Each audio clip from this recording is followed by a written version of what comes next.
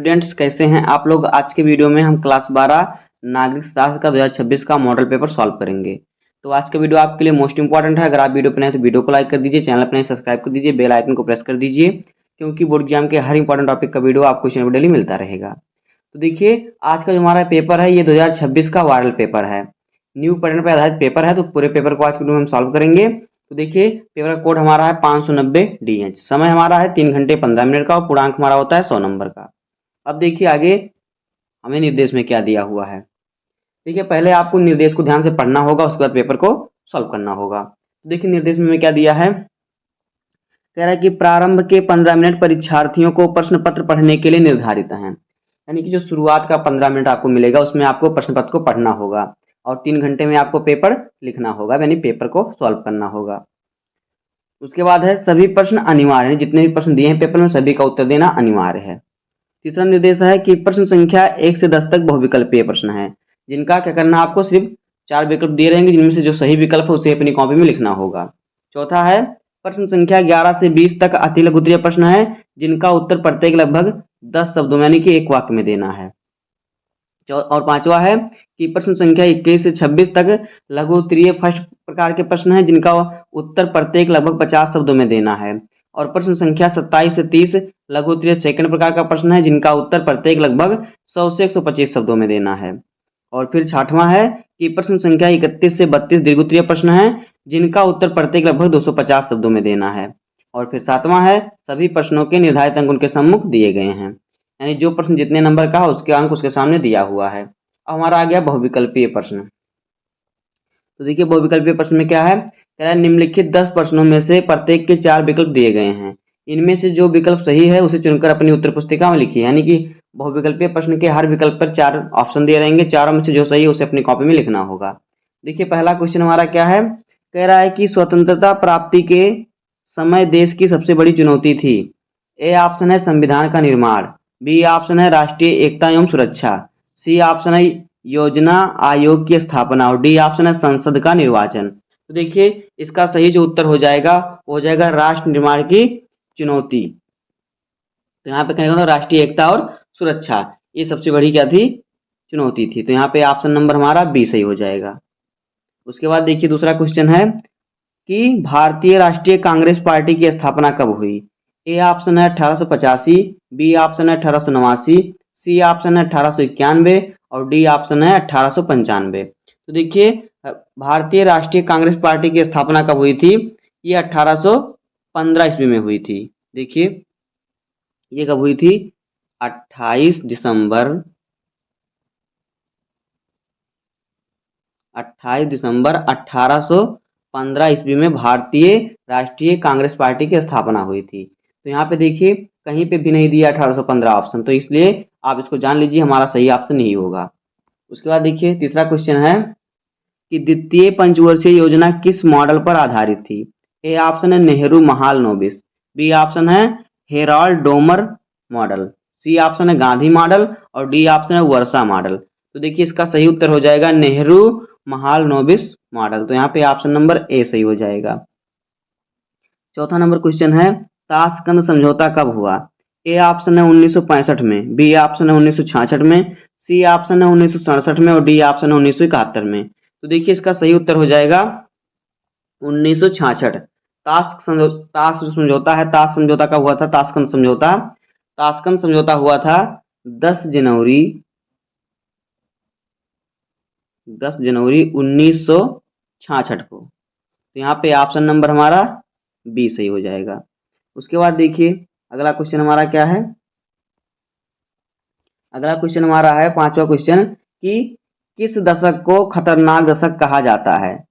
ए option है 1960, B option है 1970, सी option है 1980 और डी ऑप्शन है 1990। तो देखिए, 1960 के दशक को खतरनाक दशक कहा जाता है, तो यहाँ पे ऑप्शन नंबर ए सही हो जाएगा। 6 नंबर क्वेश्चन है कि किस राष्ट्रपति ने भारत में वर्ष 1975 में आपातकाल की घोषणा की। ए ऑप्शन है जाकिर हुसैन, बी ऑप्शन है सर्वपल्ली राधाकृष्णन, सी ऑप्शन है फर्रुखदीन अली अहमद और डी ऑप्शन है इनमें से कोई नहीं। तो देखिए, इसका सही उत्तर हो जाएगा फर्रुखदीन अली अहमद। तो यहाँ पे ऑप्शन नंबर सी सही हो जाएगा, फर्रुखदीन अली अहमद। आगे देखिए, सातवां क्वेश्चन है कि संविधान की धारा 370 कब समाप्त की गई? ए ऑप्शन है 5 अगस्त 2020, बी ऑप्शन है 5 अगस्त 2019, सी ऑप्शन है 5 अगस्त 2021 और डी ऑप्शन है 5 अगस्त 2022। तो देखिए इसका सही उत्तर हो जाएगा 5 अगस्त 2019। तो यहाँ पे ऑप्शन नंबर बी सही हो जाएगा। अगला क्वेश्चन है 8 नंबर क्वेश्चन कि 2019 के आम चुनाव में भारतीय राष्ट्रीय कांग्रेस में ने कुल कितने संसदीय सीटों पर विजय प्राप्त की? ए ऑप्शन है 52, बी ऑप्शन है 47, सी ऑप्शन है 77 और डी ऑप्शन है 68। तो देखिए इसका सही उत्तर हो जाएगा 52। तो यहाँ पे ऑप्शन नंबर ए सही हो जाएगा 52। आगे देखिए 9 नंबर क्वेश्चन हमारा है कि इंटर सर्विसेज इंटेलिजेंस किस देश की खुफिया एजेंसी है? ए ऑप्शन है ईरान, बी ऑप्शन है पाकिस्तान, सी ऑप्शन है इंग्लैंड और डी ऑप्शन है संयुक्त राज्य अमेरिका।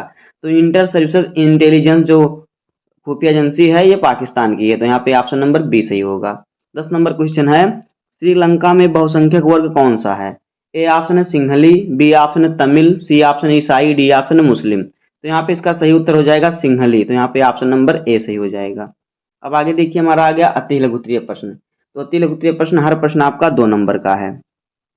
कितने नंबर का? हर प्रश्न आपका यहाँ पे 2 नंबर का है। तो यहाँ पे 11 नंबर क्वेश्चन है कि कब और किसके नेतृत्व में चीन ने साम्यवादी क्रांति हुई? कब और किसके नेतृत्व में चीन में क्या हुई? साम्यवादी क्रांति। तो देखिए सन 1949 में माओ के नेतृत्व में चीन में क्या हुई? साम्यवादी क्रांति हुई थी। इस प्रकार से आप लिखना इतना, इस प्रकार से आप लिखेंगे तो आपको 2 नंबर मिलेंगे। दूसरा क्वेश्चन है कि दक्षिण एशिया के 2 सबसे छोटे देश का नाम लिखिए। एक हो गया भूटान, दूसरा हो गया मालदीव। आगे देखिए 13 नंबर क्वेश्चन है कि निषेध अधिकार यानी कि वीटो पावर से आप क्या समझते हैं? तो देखिए संयुक्त राष्ट्र संघ के अस्थायी सदस्य को निषेध अधिकार की शक्ति प्रदान की गई। इसका तात्पर्य है कि यदि 5 अस्थायी देशों में से कोई एक सदस्य सुरक्षा परिषद में दिए गए निर्णय से सहमत नहीं है तो वह इस निर्णय को वीटो पावर के माध्यम से रद्द कर सकता है। उसके बाद देखिए अगला क्वेश्चन है BWC तथा CWC का पूरा नाम लिखिए। तो देखिए BWC का पूरा नाम है बायोलॉजिकल वेपन्स कन्वेंशन, इसे जैविक हथियार संधि इसकी हिंदी होगी। और CWC का पूरा नाम है केमिकल वेपन्स कन्वेंशन, इसका जो होगा हिंदी रासायनिक हथियार संधि होता है। ये भी 2 नंबर का है। उसके बाद देखिए 15 नंबर क्वेश्चन है हमारा। देखिए क्या है कि अंटार्कटिका प्रदेश पर संप्रभुता का दावा करने वाले 2 देशों के नाम लिखिए। देखिए एक ब्रिटेन हो गया, दूसरा हो गया अर्जेंटीना। 16 नंबर क्वेश्चन है कि स्वतंत्रता के समय देशी रियासतों की कुल संख्या कितनी थी? तो स्वतंत्रता के समय देशी रियासतों की कुल संख्या थी 565। आगे देखिए 17 नंबर क्वेश्चन है कि सोशलिस्ट पार्टी का गठन कब हुआ? कुछ प्रमुख समाजवादी नेताओं के नाम भी बताइए। तो देखिए सोशलिस्ट पार्टी का गठन 1948 में हुआ। आचार्य नरेंद्र देव, जयप्रकाश नारायण, राम मनोहर लोहिया, अशोक मेहता कुछ प्रमुख समाजवादी नेता थे। किसमें? जो सोशलिस्ट पार्टी थी। आगे देखिए 18 नंबर क्वेश्चन है कि भारत में नियोजन के किन्हीं 2 उद्देश्यों का नाम लिखिए, उल्लेख कीजिए। देखिए भारत में नियोजन के 2 उद्देश्य इस प्रकार हैं, निर्धनता और बेरोजगारी दूर करना तथा कृषि एवं उद्योगों का समन्वित विकास करना। 19 नंबर क्वेश्चन है कि भारत चीन के संघर्ष संबंधों में खटास आने के 2 मुख्य कारण बताइए। तो देखिए भारत और चीन के संबंधों में खटास आने के 2 मुख्य कारण निम्नलिखित हैं। नंबर 1 चीन द्वारा 1950 में तिब्बत पर कब्जा करना और दूसरा है भारत द्वारा 1959 में तिब्बत धार्मिक नेता दलाई लामा को राजनीतिक शरण देना। आगे देखिए 20 नंबर क्वेश्चन है कि शाह जांच आयोग का गठन कब किया गया और इसके अध्यक्ष कौन थे? तो देखिए शाह जांच आयोग के अध्यक्ष सर्वोच्च न्यायालय के भूतपूर्व मुख्य न्यायाधीश JC शाह थे। इस आयोग का गठन 1977 में जनता पार्टी की सरकार ने किया था।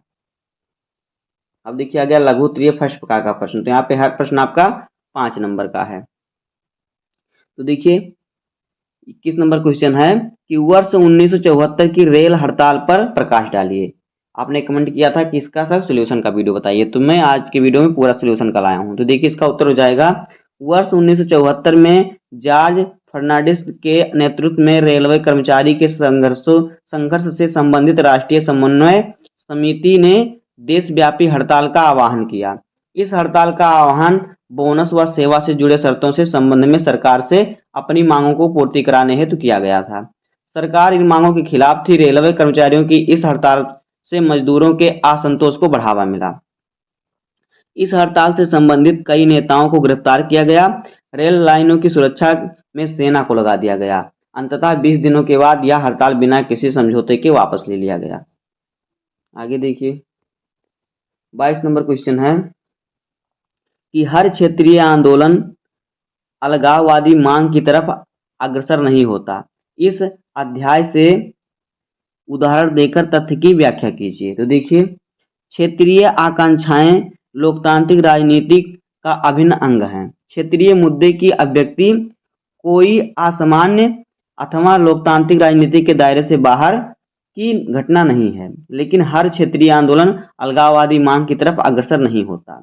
इसे निम्नलिखित उदाहरणों द्वारा समझा जा सकता है। नंबर 1, देश में भाषा के आधार पर राज्यों के गठन की मांग करते हुए जन आंदोलन चलाए गए। मौजूदा आंध्र प्रदेश, कर्नाटक, महाराष्ट्र और गुजरात ऐसे ही आंदोलन वाले 2 राज्य थे। क्या है 2 ऐसे ही ये 2 मतलब जो हैं महाराष्ट्र और फिर क्या है कर्नाटक, गुजरात और आंध्र प्रदेश ऐसे ही आंदोलन वाले राज्य हैं। दूसरा है मिजोरम और अरुणाचल प्रदेश के लोगों में भी चकमा शरणार्थियों को लेकर गुस्सा है। तीसरा है पंजाब में उठा आंदोलन प्रदेश के लिए क्षेत्रीय स्वायत्तता की मांग से प्रेरित था, न कि अलगाववादी राजनीति से। चौथा देखिए क्या है, त्रिपुरा में भी आप्रवास की समस्या का समाधान नहीं हुआ, जिसके कारण वहां परिस्थिति गंभीर बनी हुई है। अब देखिए 23 नंबर क्वेश्चन है कि ऐसे 2 मसलों के नाम बताएं जिन पर भारत बांग्लादेश के बीच आपसी सहयोग है, और इसी तरह के 2 मसलों के नाम बताएं जिस पर आपसी असहमति है। तो देखिए उत्तर, भारत और बांग्लादेश सहयोगी राष्ट्र रहे हैं। कई मुद्दों पर दोनों देशों के मध्य मतभेद उत्पन्न हो जाते हैं। बांग्लादेश की स्वतंत्रता में भारत मुख्य सहयोगी था, इसलिए भी भारत सदैव बांग्लादेश की सहायता करता रहा है। भारत ने बांग्लादेश को सहयोग दिया है। अब देखिए सहयोग के मुद्दे। देखिए भारत ने बांग्लादेश को क्या सहयोग दिया। देखिए भारत बांग्लादेश सहयोग के 2 मुद्दे निम्नलिखित हैं। नंबर 1, भारत बांग्लादेश के बीच गंगा जल बंटवारे में संबंधित फरक्का समझौता पर हस्ताक्षर किया है। दूसरा है अंतर्राष्ट्रीय आतंकवाद, संगठित अपराध, मादक द्रव्यों की तस्करी को रोकने के लिए संबंधित करार भी दोनों देशों ने किया है। उसके बाद है देखिए असहयोग के मुद्दे क्या क्या हैं। भारत और बांग्लादेश के बीच असहयोग के 2 मुद्दे निम्नलिखित हैं। नंबर 1, भारत बांग्लादेश के मध्य चकमा शरणार्थियों की समस्या। दूसरा है बांग्लादेश द्वारा पूर्वोत्तर के आतंकवादियों को अपने यहाँ पनाह देना और उन्हें प्रशिक्षण करना। अगला क्वेश्चन देखिए क्या है, 24 नंबर क्वेश्चन हमारा है कि विश्व स्वास्थ्य संगठन के विषय में आप क्या जानते हैं। देखिए उत्तर, विश्व स्वास्थ्य संगठन की स्थापना 7 अप्रैल 1948 में हुई। इसका मुख्यालय जिनेवा में है। स्वास्थ्य के तात्पर्य केवल जो स्वास्थ्य है, स्वास्थ्य तात्पर्य केवल बीमारी या दुर्बलता की अनुपस्थिति न होकर पूर्ण शारीरिक, मानसिक और सामाजिक कल्याण की दशा है।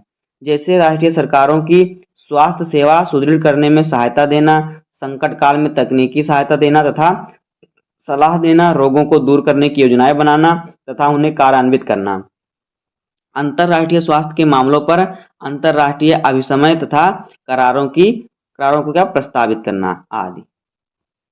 अब देखिए 25 नंबर क्वेश्चन हमारा है कि रियो सम्मेलन के क्या परिणाम हुए। तो देखिए इसका उत्तर, रियो सम्मेलन के निम्नलिखित परिणाम निकले। नंबर 1, वैश्विक राजनीति के दायरे में पर्यावरण को लेकर एक सटीक रूप दिया गया। दूसरा है आवर कॉमन फ्यूचर रिपोर्ट छापी गई। तीसरा है विश्व के दक्षिण हिस्से में औद्योगिक विकास की मांग अधिक प्रबल है और रिपोर्ट में इसी हवाले में चेतावनी दी गई। तीसरा है उत्तरी देशों की मुख्य चिंता ओजोन परत में छेद और वैश्विक तापवृद्धि को लेकर थी। चौथा है जलवायु में परिवर्तन, जैव विविधता और वानिकी के संबंध में कुछ नियम निर्धारित किए गए। इसमें एजेंडा 21 के रूप में विकास के कुछ अन्य स्वरूप भी प्रस्तावित किए गए हैं। आगे देखिए 26 नंबर क्वेश्चन है कि वैश्वीकरण क्यों आवश्यक है, संक्षेप में लिखिए। तो देखिए एक अवधारणा के रूप में वैश्वीकरण की मूल धारणा प्रवाह है। प्रवाह अनेक प्रकार के होते हैं। विश्व के एक भाग से दूसरे भागों तक दूसरे विचारों का तथा दूसरे भागों तक पहुंचना, यानी विश्व के एक भाग से विचारों का दूसरे भागों में पहुंचना, ये भी एक प्रवाह है। पूंजी का एक स्थान से दूसरे स्थान पर पहुंचना या स्थानांतरण होना, ये भी एक प्रवाह है। पूंजी का एक से अधिक स्थानों पर आवागमन, ये भी प्रवाह है। वस्तुओं का एक से अनेक स्थानों पर पहुंचना तथा व्यापार एवं उत्तम आजीविका की खोज में विश्व के विभिन्न भागों में लोगों द्वारा आवागमन यहाँ सर्वाधिक आवश्यक तत्व हैं। सभी क्या है? प्रवाह हैं, प्रवाह के प्रकार हैं। अब देखिए लघु उत्तरीय सेकंड प्रकार का प्रश्न। तो यहाँ पे हर प्रश्न आपके 6 नंबर के, इन सभी प्रश्नों को उत्तर आपको खुद ढूंढना है। 27 नंबर क्वेश्चन है कि बांग्लादेश में लोकतंत्र पर एक टिप्पणी लिखिए। ये क्वेश्चन 6 नंबर का, इसको आप खुद याद कीजिएगा। 28 नंबर क्वेश्चन है कि साझी परंतु अलग अलग जिम्मेदारियों का सिद्धांत किस क्षेत्र से संबंधित है, इसकी व्याख्या कीजिए। 29 नंबर क्वेश्चन है देश के विभाजन के बाद रियासतों यानी रजवाड़ों के एकीकरण पर एक निबंध लिखिए। सभी क्वेश्चनों को आपको तैयार करना है, सभी बहुत ही इंपॉर्टेंट हैं। 30 नंबर क्वेश्चन है कि आपातकाल की घोषणा के बाद शासन व्यवस्था में क्या परिवर्तन आए। अब देखिए आ गया दीर्घ उत्तरीय प्रश्न। तो दीर्घ उत्तरीय प्रश्न में प्रश्न संख्या 31 है कि भारत चीन संबंधों को सविस्तार समझाइए। ये क्वेश्चन 8 नंबर का है। अथवा करके दिया है कि वर्तमान विश्व व्यवस्था के संदर्भ में संयुक्त राष्ट्र संघ की भूमिका का परीक्षण कीजिए। तो इन दोनों क्वेश्चन में से आपको सिर्फ एक क्वेश्चन सॉल्व करना होगा, यहाँ से आपको मिलेंगे 8 नंबर। अब देखिए 32 नंबर क्वेश्चन है, भारत में पहले 3 आम चुनावों में कांग्रेस के प्रभुत्व के क्या कारण थे? इस काल में विपक्षी दलों की क्या भूमिका थी? ये क्वेश्चन 8 नंबर का है। अथवा करके दिया है कि स्वतंत्रता के पश्चात भारत की प्रमुख चुनौतियां क्या थीं? उन्हें में से किन्हीं 2 चुनौतियों के समाधान के लिए क्या उपाय किए गए? इन दोनों क्वेश्चन में से आपको सिर्फ एक क्वेश्चन सॉल्व करना होगा, यहाँ से आपको मिलेंगे 8 नंबर। तो दोस्तों इसी प्रकार से होगा क्लास 12 नागरिक शास्त्र का 2026 का मॉडल पेपर, उसी प्रकार से आपको सॉल्व करना है, तभी आपको पूरे नंबर मिलेंगे। तो उम्मीद करता हूं कि आपको वीडियो पसंद आया होगा। अगर आपको वीडियो पसंद आए तो वीडियो को लाइक कर दीजिए, चैनल पर नए सब्सक्राइब कर दीजिए, बेल आइकन को प्रेस कर दीजिए, क्योंकि बोर्ड एग्जाम के हर इंपॉर्टेंट टॉपिक का वीडियो आपको इस चैनल पर डेली मिलता रहेगा। तो मिलते हैं किसी नेक्स्ट वीडियो में, तब तक के लिए धन्यवाद। जय हिंद।